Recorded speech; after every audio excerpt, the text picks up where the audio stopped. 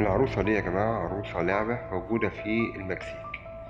اللي بيحصل موضوع غريب جدا، إن أي حد بيمسك العروسة دي عشان تمشي معاه ما بترضاش تمشي معاه. لكن اللي حصل إن هي بترفض إن هي تمشي مع أي حد غير الست العجوزة اللي واقفة وراها، اللي هي صاحبتها واللي بتربيها. العروسة دي الست بتقول إن هي كانت مربياها، كانت بتاعت بنتها، ولما بنتها ماتت العروسة بدأت تتكلم معاها وتمشي وتلعب معاها. وعشان كده العروسة من حبها للست العجوزة دي ما بتمشيش وتحرك رجليها إلا وهي في إيد صاحبتها الست العجوزة اللي واقفة. وهي بتحبها جدا، وبتقول إن هما الاتنين بيعملوا الأكل مع بعض وبيساعدوا بعض في اليوم بتاعهم.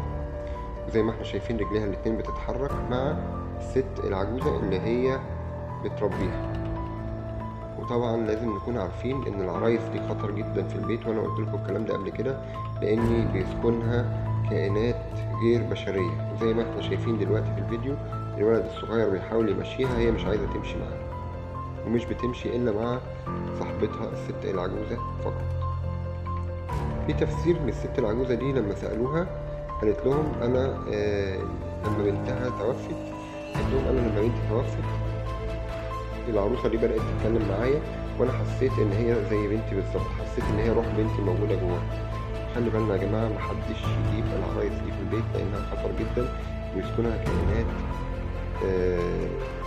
غير بشرية. مش عايز أقول اسمها، لأن ربما يكون في أرواح